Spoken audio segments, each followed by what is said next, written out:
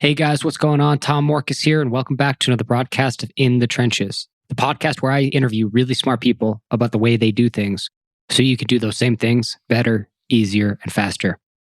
Quick shout out to 5-star reviewer Jonathan Grzybowski, who had this to say about In the Trenches. Quote, just really, really good content. I listen to this show on the train to work. Always good to gain a new perspective before you turn that computer on. End quote. Thanks, Jonathan. Appreciate you taking the time to leave a review. Since you're listening to audio on the train, shoot me an email at tom@tommorcus.com, and I'll get you a free copy of The Art of Instigating audiobook. And maybe I'll throw in the ebook or paperback for good measure, especially if you read on the train. We'll get you the paperback. So shoot me an email and we'll get that taken care of. I appreciate you leaving a review. Speaking of instigating, today I sit down with Edward Kay, a membership technology specialist and founder of Tall Projects, which provides digital services for membership organizations and associations.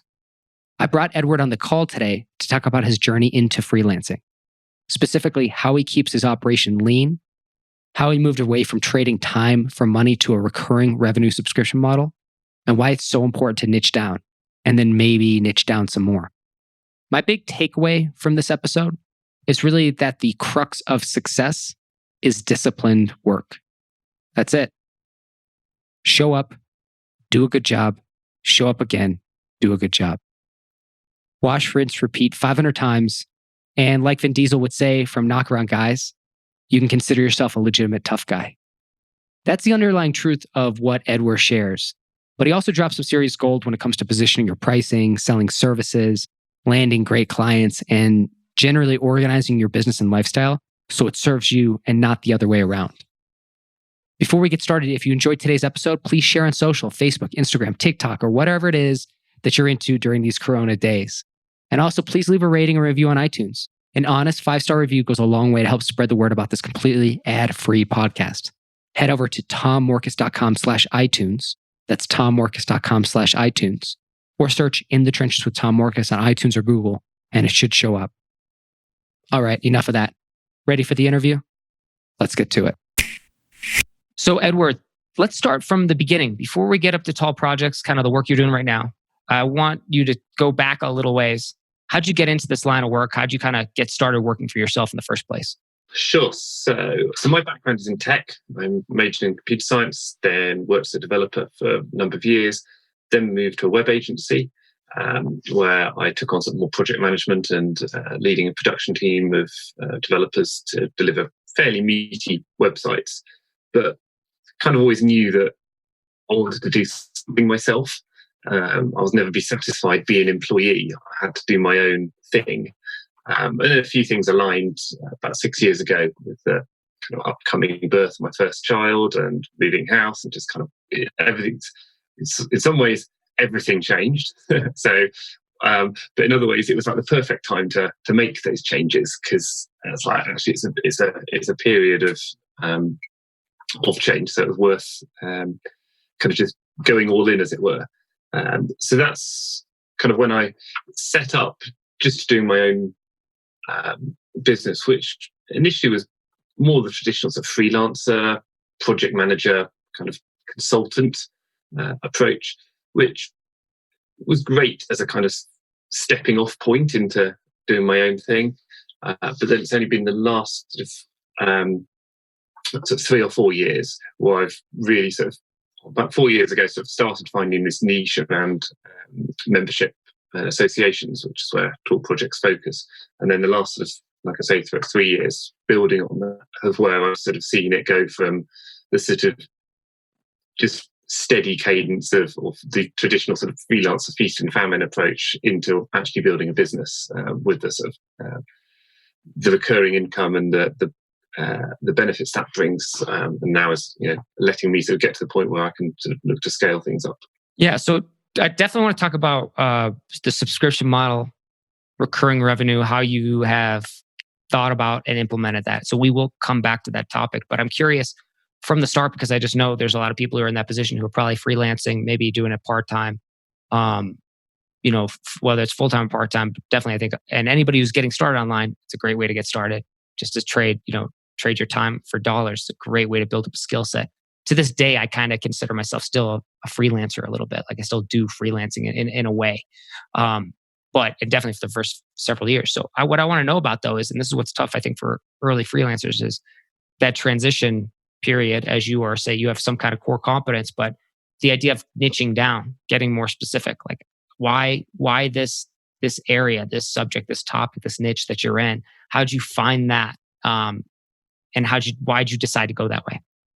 So even before I started, I knew, I'd read the usual blogs and podcasts, listened to podcasts and the books and stuff, and I knew that it's all about if you want to be more than just you trading your time, as you say, for gigs that come and go, you kind of got to build a business, and you've got to kind of coalesce around something, some idea. Like, what is your value proposition? What are you bringing to the market? What do people know you for? And crucially, what do people know to refer you for and say, you need to speak to X about this because that's what they do really well. So I always knew that there was something I kind of need to nail my colours to the mast about, but I didn't know what it was. I sort of went off, as I say, it felt like a big step into the unknown. In hindsight, as in leaving sort of paid employment and just kind of ditching the steady salary that was paid in each month to having to fend for myself. But without sounding, and I don't want to sound arrogant, but I kind of, when you sort of step back and you think about it logically, there was very little sort of risk to it, because chances are, if it hadn't worked out, I kept a good relationship with my previous employer. I probably could have negotiated to come back in there.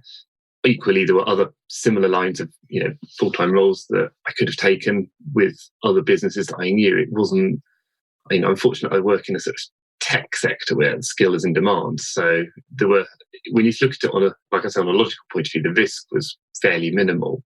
But so that kind of afforded me, once I kind of realised that, it kind of gave me a bit of a sort of safety net mentally to kind of go, okay, so what are things? And I did a variety of different projects and things. Some came along, some were clearly not a good fit, so turn them down. And knowing how to turn things down when then you know that in your gut they're the wrong thing, rather than just seeing sort of the paycheck or the invoice sort of floating around and thinking, oh, I've got to grab it.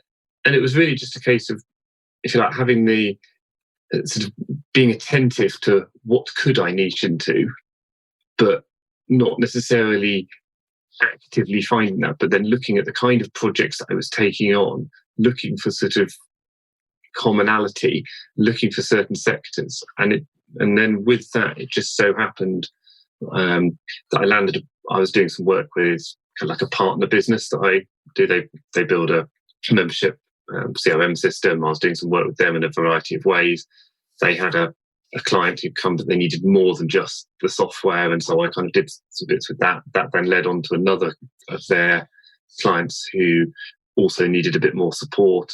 And that kind of, it was that point where I realized that we were working really well together, me and this other business, and in a sector that kind of sat well with me and my values and what I look for in terms of my work.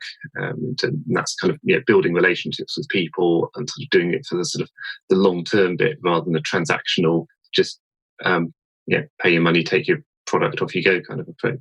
So and that makes sense to me. It was like kind of like revelation, like as you're working, it just exposes itself. And I think that's the case in so many walks of life. It's like any work you're doing, it's not so much. I think some people overanalyze a little bit in some cases, and that's where analysis paralysis comes in. Or they spend it's like too much mindset or too much energy given to like the analytical approach of like choosing a niche, versus saying, I think my approach is very similar to yours. I kind of just did what I did and saw where it kind of gravitated naturally. And then sure enough, as soon as I started to get, once I figured that out, in my case, it was kind of books and publishing. It wasn't the original intention, but it just kind of grew. And like everything I've done is kind of growing out of just like where things have gone, just like I kind of let them naturally lead me. But what I found was that then when I started getting more specific about that, the leads started coming in for that. And then all of a sudden I started getting inquiries into this day. I don't market it. I don't say anything about it, these kind of things anymore. I will still get people who are interested in publishing and stuff like that. It's funny how just by doing the work in front of you and then saying, okay, yeah, here's an opportunity, I'm going to get good at this, and kind of establishing yourself and putting up that that flag, people then kind of start to come to you. Did you find something similar? Exactly that. Yeah. So it was, in terms of finding the niche, you did right. It's just the same thing of just keeping your eyes and ears open and just not, in some ways, it's a bit like looking for love or something. If you're looking for it, you go out sort of, properly sort of trying to talk to every kind of person that you want, are you the one kind of thing. It's not going to happen, but, you just live your life, get on with it, but be open to sort of opportunities, then, things tend to come along. And that's where, exactly that. It was just, as I said a minute ago, things aligned and we got a few things and it just sort of clicked in terms of, well, that's a broad area to do. And then exactly as you say, then it was a case of, well, actually, I could just change the messaging on my website just to kind of clarify that's what it is. Change sort of what, as I say, that value proposition. I used to struggle to call myself, in terms of what my job description was. It was like project manager, but that could be anything really. It doesn't mean anything. No one goes, oh, right, you'd be really good fit for me. Now I sort of generally say as membership technology specialist. So people go, oh, okay, that's kind of where I need to go. And it's just subtle changes in language like that then make people kind of associate you with a specific area. Plus, once you do that, if you kind of go, actually, I am focused on one bit, you'll find that there are existing communities that are also in that thing. So you start ingratiating yourself into those networks, attending the conference, knowing the kind of key players in it. And because you're not sort of flitting around from one industry to another, you actually start, again, building those relationships and you become known. And exactly that. Now I can't remember the last time I did any sort of obvious outbound marketing to try and do it. All of the work that I've had for the last 3 years or so, or if not more, has all been just inbound inquiries, to the point now where, I've got a waiting list of people who are kind of going, it's really disappointing we can't work with you now. Please let us know as soon as you're ready. And some, I'll take a deposit if I know I've got capacity coming up to be able to do that. So this is, I think, an appropriate time then to kind of segue too into how you then went from, because that kind of explains it. And I know in some of the other conversations I've had in the trenches, like digging into kind of the niche, but it's like, to me, it's just like I see the pattern. And so I know it. It's like, do something, keep doing it, doors will open, keep doing it, do it well. And then start to learn the words, like the words that associate you with that group or that mindset. But this is also why I think marketing is so important, because I realize so much of it is storytelling and narrative.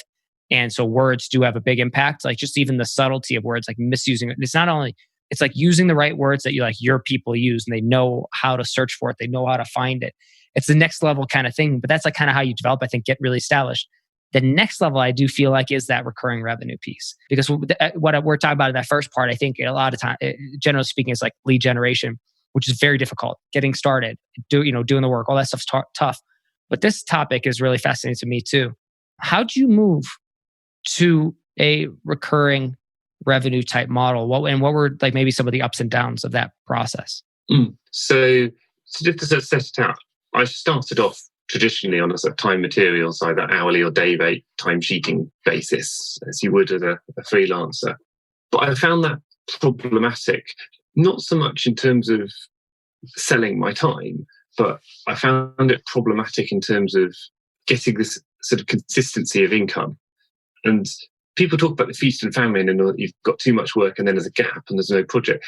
I actually found it a bit more nuanced than that, where I'd have a piece of work lined up and I'd be itching to go on the Monday morning, but then the client would be delayed by something, or they hadn't prioritized it, or someone else they needed hadn't got it. And they're like, oh, so we haven't got it now, we'll do it next week. And so, well, then I've got a gap in my schedule of a whole week. I haven't got something else I can just take off the shelf and do in that week for someone else, because no one has and so you'd end up with this sort of dead time, and then consequently, if you promised other time, it would all sort of crunch together. So I kind of knew that you needed to move away from that. And I'd also done a lot of reading around the concept of like value-based pricing and things, so that people pay the price of what the work you're doing is of value to them, not necessarily the inputs of the costs that it does for you to deliver that work, which I'm sure you've covered many times. So we don't need to kind of go into that now. But where that kind of led me is I think a lot of people would struggle to, how do you do value-based pricing on a traditional sort of kind of freelance approach where you're just kind of taking a project here, taking a project there. So I looked at it kind of the other way around, of like, what do my clients want? What do my customers want? Everyone talks about focusing on the customer, what their needs are. And I think I was doing a pretty good job in terms of what they wanted from a delivery point of view. But how was I looking at that from a commercial structuring point of view? How are the agreements done? And although time materials are simple, that was people were naturally quite hesitant to it, in as much as it's almost like they're jumping in a taxi with the meter running, but they don't know how long the road is, where the final destination is, if you're going to get stuck in traffic and it's just going to sit there. Yeah. So that would then lead to, okay, can you price this up? And you do spend a lot of time estimating on things that you didn't really know, because even if you're doing the same project for two different people, their input and their approach to it will vary wildly. One client will just get it, others kind of will need a little bit more, or quite a lot more support in some cases, which is obviously taking time. And it's like, you think you're trading the same thing, but you're spending a very different amount of time on those things. So it was really a case of how do you decouple the hours that I was putting in to the service that I was delivering to clients, and at the same time sort of solve their requirement of, you put yourself in their position. They just want to know a price. They want predictability and reassurance of things. And so that kind of led to just an experiment with one client, or someone who actually wanted some recurring work. And said, actually, I'll tell you what, just model it on I'm working in the membership sector. That's very similar to the subscriptions model, i.e., Amazon Prime, Netflix, in the UK, things like National Trust or so, which you might want to do, as well as actually being a member of an organisation. And people just pay, they know what they're going to pay each month, and they know what they're going to get, or what they can get for it. So with that, like I say, I just set a kind of a monthly fee for working with me for this first client. And we just ran with that for a few months. And then with that came the revelation of, actually, that was an easy sell. And I don't say that in a kind of, I've somehow deceived them. It was more the fact that we cut out all of that waste of, well, if we do this, is it that? What's that? What's the impact of that? All that sort of question. It's like, well, look, we just do this. We get started. You pay this much, and we'll see how it goes. You get to know how we work together. We get over that first hurdle. And that in itself drove down that sort of time spent closing a sale from potentially sort of days worth of effort for a big project down to now, broadly speaking, a couple of hours of a call and then a proposal just to confirm things and get things going. I don't know if you'll know this, but I'm curious, would that work? This seems great for this particular space. Do you think something like that could work like outside of freelancing, like in coaching, consulting, advisory? Or do you think it's strictly services? And maybe it is. That's what I'm kind of wondering. No, because I'd actually say that the kind of work that I do is at the moment more kind of consultancy. Mm-hmm. Yes, I look to provide fairly sort of consistent services so that I'm becoming more expert in the sort of tech that we do it. But it's not a case of, here it is, do you want it? It is that sort of, what do you need? How's it working? That conversation and a two-way approach. Yeah, you know what I've seen too, and like my experience is like kind of a business owner and somebody who now hires basically the job to be done that I'm hiring for. A lot of times I'm finding the solution in models like this, and I prefer it as the business owner. I like that I pay my tech team X amount per month, and I can come to them with tickets, do things, whatever, however they do it. Here's the thing too. It's funny because all I want is convenience. Convenience and reliability. Convenience and reliability. Whenever anybody, on the reliability front, it's an immediate like, okay, I'm out. If that is proven time and time again to not be that's obvious, right? So I think a lot of people can get that right. But convenience, like just make it easy. Like I don't even care about getting charged extra a lot of times. I just need the work to be done, or I just need it. You know what I mean? And this affords the opportunity for a model like yours, where people can charge extra hours or charge whatever, because I'm paying for these kind of services right now. And it's almost like a headache to try to get somebody to do like extra if they, I'm just saying the opportunity's out there, guys. I don't know if you handle that, like, because you do still have to put hours in. And I know you're not charging on an hourly. How do you kind of manage that process where some things do end up becoming a bigger thing? Yeah. So you're spot on. Like any business, you have to monitor your costs as well as the revenue that you're coming in to make sure that you're turning a profit and you're still going to be here tomorrow. And so I from my agency days, I have the habit of timesheeting. And so I do log very accurately every day where I spend my time, which projects, which clients they're on. And with that, and so I do have a kind of a notional sort of hourly rate to turn that time figure into sort of a financial value. And that then gives me some data that I do monitor on a sort of month-to-month basis of which clients are over, which are under. But the point is that the model I employ is to, as you say quite rightly, it's convenience. And it's convenience on both sides, because it's convenience for the client, because they can just say, can you just do that for me? I've had things today where someone's just like, can you just update this message on the website? I wouldn't go out to tender to go and just do some copy editing on a website for someone. But I know I've got the access. It's a 5-minute job. It just solves it. I can be responsive for it. And we don't have to talk about how much it's going to cost, how long is it going to be, and spend all that time. It's just a case of, can you do it? Here you are. It's done. Brilliant. Everyone's happy. And it's a good feeling all around. And so with that, it gives me the kind of, when I review it on a monthly basis, I can kind of see, do I feel that this client has had good value from what we're doing this month or over the last sort of 2 or 3 months? And so from that, if there are clients who aren't engaging in the same way, which I don't really have, but if there are ones where I feel they're not really getting what they're paying for, well, then that's a prompt for me to sort of re-engage with them and just check in, make sure they're okay. What can we do? What are the challenges? And just kind of build that relationship with them. And conversely, if you've got clients who are super active and they've got lots and lots of things going on, then you can have that conversation of, well, actually, we've got quite a lot going on here. Do you want, this, we're kind of pushing up against the limits of your current subscription level. Do you want to continue doing this because there's a lot of good work to do and we can up the level to X? Or do you want to sort of scale things back a bit just to fit your consistency? So it gives them options and flexibility, and ultimately they're making the call, but in a way that isn't so granular as whether you spent 15 minutes on something or not. And if I understand this correctly, kind of where you got to then on the onboarding, the initial part, versus like where it goes, because I understand you have like flexibility and then you'll shift up and down. But then in the initial part, is it basically like there's always like there's a baseline and a minimum time investment? Yes. So I do say there is a subscription start from a certain value. And I would typically say, and to get the most value, you should expect to spend sort of 2 or 3 months doing it. So people, they don't go into it thinking, oh, I'm going to get, I can just do it for a month and everything's sold and I can go away again. I'm very clear at the outset as to what the expectation is to make it work really well. And I think that's actually another reflection.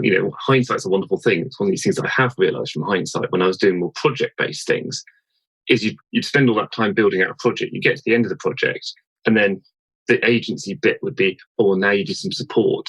And everyone's like, oh, but it drops down, you lose the impasse, you kind of go on to sort of the junior who's doing the support. No one's, you've lost the sort of impetus, the excitement. Whereas by doing this, it's like we've moved away from just one big project with a cliff edge at the end to what everyone always talks about is in terms of that sort of continuous improvement, continuous work. Sure, it will peak when there's a big body, but then it might drift down. But it moves away from that sort of, I'm paying just for this, and we're building that relationship. And so being able to tell that story at the sales point when you're actually sort of talking with a prospect and say, this is how we work and why it's different, I found that is beneficial for me because it sets out that stall and that expectation right from the get-go. So you haven't got that awkward, oh, we've finished now, but actually now can we just go to whatever the retainer is or something that you want to support.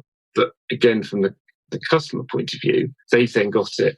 It is quite a different prospect, a different offer that's on the table to the people who say, well, we'll do this and it's going to cost you that and it's going to take this much time, to actually this person isn't just selling me a service or as a bum on a seat for however many days. They've actually invested in me and they want to build that relationship and they want to sort of help my business succeed. And that kind of gives them that kind of nicely filters it almost to the clients that I actually would succeed in the way that I'm working.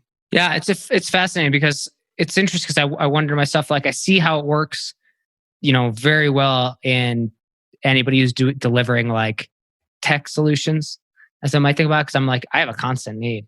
It's like, it's easy. It's like, if somebody was just like, trustworthy, reliable, decently priced and could just like do things that, with, minimal guidance kind of thing and get it done.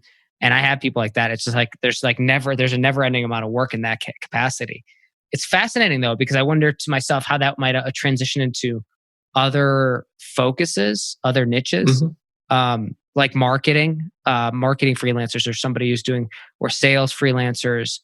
And if a retainer style system can and does work best, or if it could work well as in that context, in that capacity.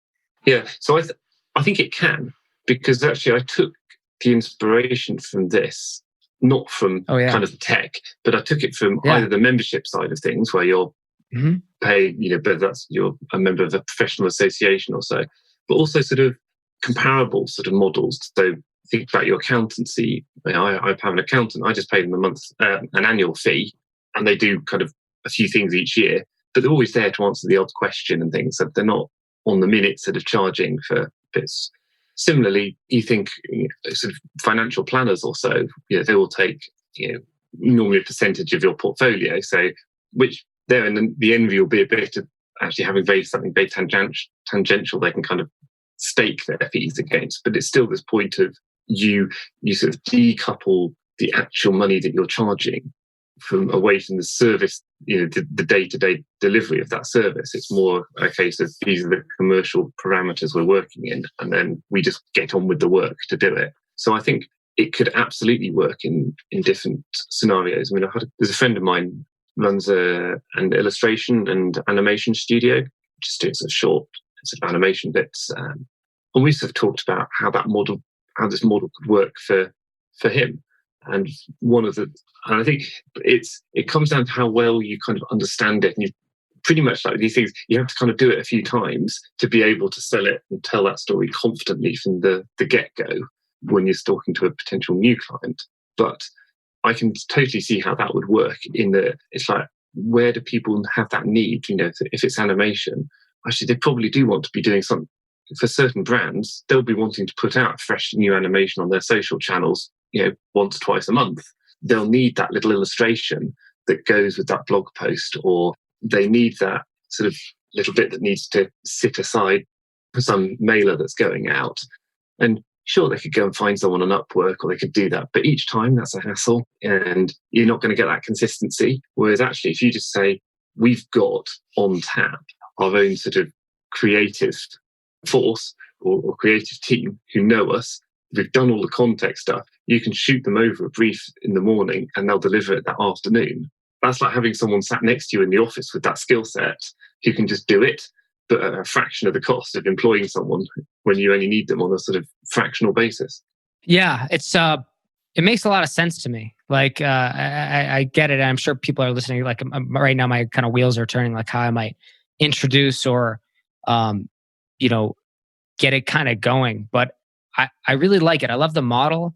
It does seem really well aligned with the business, with the the person that you'd be kind of delivering the service for.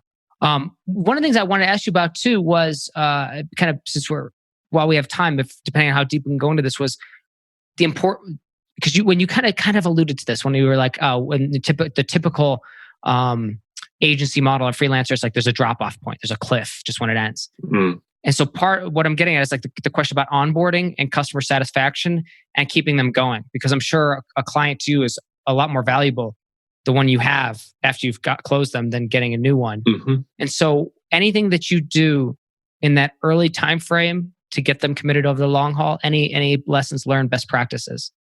Sure. So the apps, actually I absolutely have a standard onboarding processes so that I'm delivering a consistent service and we kind of get things going. I wouldn't do it in a, it is that kind of consistency and professionalism, I take it, rather than a sort of, almost reeling them in any sort of the way that's kind of somehow sort of pulling the wool over their eyes and kind of going, trapping them into some long-term deal or something, because that's not what I'm about, and that's not going to be the path to success. And to be clear on that, I didn't even think that you were. But I think some people are out there, right? Yeah. So some people do that, right? That's the only. I want to bring that up because I was thinking about that the other day. I'm like when I hear things, I'm like, yeah, well, of course. Like, why would you do that? But I know there are companies out there and people like that's exactly what they do. And I've had conversations with people who get that kind of done on like small scale with things. And this is not broad brushstrokes. I use Upwork, but on people like on Upwork or Fiverr or something like that. Strange stuff. It's not for everybody. It's not everybody's like that, but it does happen. Yeah. Sorry, I didn't mean to interrupt, but I just want to be clear about that. Well, I just want to be kind of clear because there are, if you like, more shady set of elements of, if you like, the subscription model or the recurring revenue thing. You think about gyms as the classic one. They're all welcome. They've got a great onboarding experience, but you try and leave, and the gates are up every single time. Whereas I see it as a privilege to work with the people I work with, and I enjoy doing it. And so they should want to stay rather than want to leave. And that's kind of the foundation that I have in terms of sort of that onboarding, is that when people we do start working together. Yes, there's a clear process, so they kind of feel that they've made the right decision there. You've solved that sort of post-sales kind of doubt that people naturally have of after they've committed to go, is it a good thing? You want to have that reassurance and kind of make those first few steps very, very valuable. And then you've got, the foundations in place upon which you can then build that sort of long-term relationship on a genuine sort of trust-based model where you're working with in a more sort of collegiate way rather than the sort of commercial element to it. And that's actually where there's a really interesting parallel with the sort of memberships and association space. If there's this concept of like you win a member in those first few weeks of membership, they might join for a year, but you've got that first month to kind of really sort of welcome them, deliver some real member value to them, make them understand your organisation, get them through it and get them onboarded. And it's almost like within that month, they'll decide this is a place for me and I'm going to renew in 11, 12 months' time or not. And once you've kind of got them past that first renewal and then they're into that cycle, and they obviously they need to be consistently receiving the value or the perceived value that they get from that membership fee. But once you've kind of, as long as you sort of set that up from the outset and then you can deliver on that, then if you like, the member lifetime value or the customer lifetime value is, is pretty high once you've got that foundation in place. Let me ask this, maybe this will be our final question here, but in terms of like also how you scale that, this is more scalable than, of course, taking the client projects. And I ran into that problem, that challenge when kind of I inadvertently kind of built an agency and kind of it was a little bit of that feast or famine. And there were ways I dealt with it to avoid big drop-offs, but it wasn't as good as like recurring revenue type stuff. It wasn't exactly that model. It was more like split pay over a certain period of time, which isn't the same. Yeah. It's not the same at all. So, but in terms of like scaling this then with a team and making it bigger than yourself. Well, let me ask this: like, if this is a model, is this a model that somebody who's a solo freelancer type person could do and could implement themselves just by themselves? Absolutely, that's what I am. Yeah, that's what I've done. But you have started, years. Yeah, but you started to grow, and so I'm curious about that too. Yes. So on the basis of this, we talked earlier about not needing to do sort of outbound marketing if you kind of get known for it and you're in that niche. For the last 12 months, I've been at capacity and turning work away or only being able to take on a new project when another one has naturally kind of had a big hump of work. And then we know that they're going to be on a more sort of a baseline sort of element of continuation or rather body of work's done. So they've dropped down. So there's a bit more capacity there. So I've had a few forays into scaling it, which with sort of lots of learnings, but I haven't cracked it yet. Instantly had a really good conversation with another actually client, and this is kind of really exemplifying the kind of relationships I have. This afternoon, I was talking with a client who has built remote teams and sort of the pitfalls that they've gone through, how they're going to work, and how the keys to success and how they've done it, and just sort of riffing with them on how to do it. And this is someone who's paying me to do things for them without sort of trading almost expertise in different ways. And so that's my, the big focus that I need to be doing, because I'm now at that juncture where I either stay at capacity and have a nice job, but it's not really a business, or I build it into a business that I can then grow and become sort of the captain of, rather than the full engine room, if that makes sense. It does. Anything that you figure, like in terms of that process, anything you've learned in terms of unexpected hurdles maybe that you've had to overcome, or things that you've learned in terms of like best practices? Again, kind of come back to best practices, just even from your experience of introducing that, starting to say, put together a team, starting to, especially in the context of working with clients. Mm-hmm. So what I've, and actually this is in talking with clients, what I've found is that, and this is again what they've said directly to me, is that where they value me is, and what I do, is because I can I've got the sort of emotional intelligence to understand what they need and how to interact with them, as well as the expertise to be able to deliver it. And that's kind of a rare combination that they're struggling to find elsewhere. But I think that I'm now sort of thinking, well, actually, that is my sort of USP and what I can deliver. But where am I spending my time? Because actually, I really enjoy doing that sort of consultancy. But then if I have to go away and do the work, that's where, I'm then losing time that I could be delivering that to someone else. So that's what I'm going to be focusing on, in terms of bringing in someone who can kind of understand what's needed, but then they can just take the task and run with it, rather than me necessarily handing it over also. So, like I said, I've had a few sort of false starts, as it were. Or not false starts, it's too disingenuous, but kind of learning points where I've used sort of freelancers and people to do bits. But I found that's been quite challenging in terms of getting that sort of buy-in, because traditionally freelancers are still on that transactional mode of wanting a piece of work to do and then moving on. Whereas actually, I feel now I've got to that point of, no, I need to build a team. I need to understand what I'm doing, what the values of the business are, what kind of makes us tick, how we do things around here.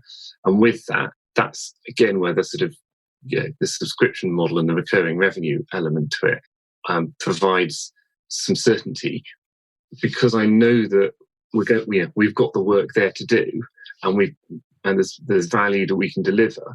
That kind of takes away a lot of the risk from my mind, in terms of I now feel confident to sort of invest in building that team and investing in people to be able to do that, and thus sort of grow the business at that scale, rather than being so reliant on the one-off invoices here and there that may or may not come. Yeah, and the thing I was going to jump on is just like on that point of like hiring, outsourcing, like sub-sourcing, sub-outsourcing, who knows, like on certain things. It's like, just like take it. I think there's a lot of probably ways to do it. You can go dive into the hiring, contractor, part-time, full-time, whatever.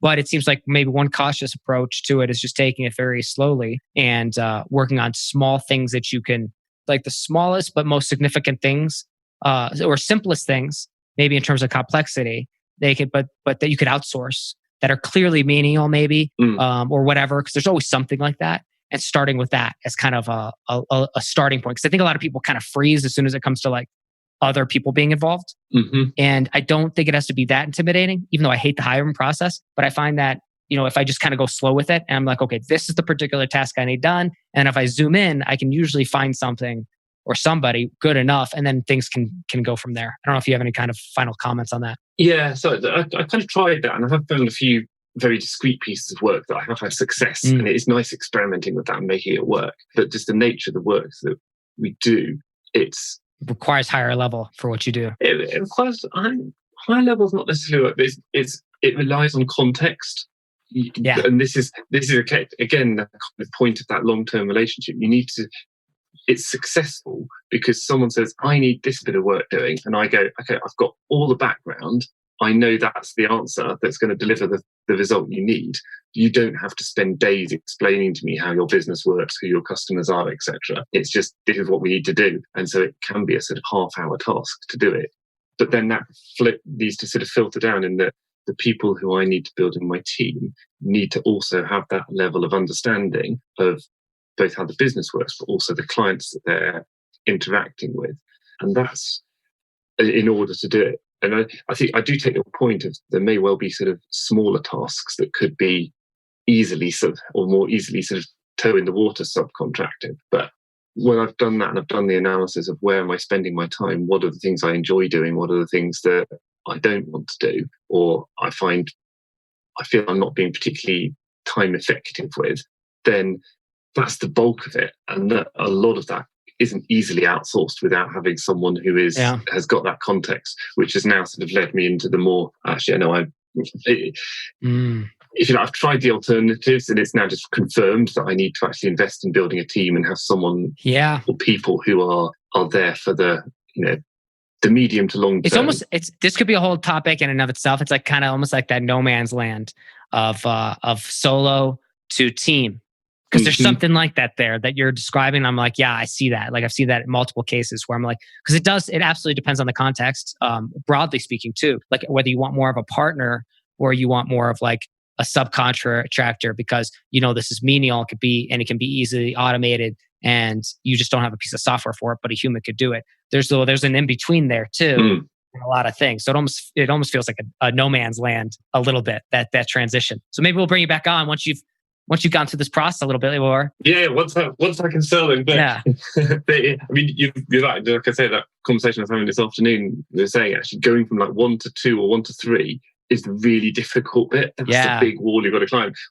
Hiring someone when you're a team of 3, well, that's quite straightforward because you've already worked out what the sort of the pitfalls are, what you need to do to get someone on. You've got that framework in place. So that's the challenge. But that's awesome. Well, I know we could go on and on, Edward. I know we've had a lot of conversations about this stuff too, and it's been great getting to know you and learn more about what you're doing. I want to shine the spotlight on you though for a second.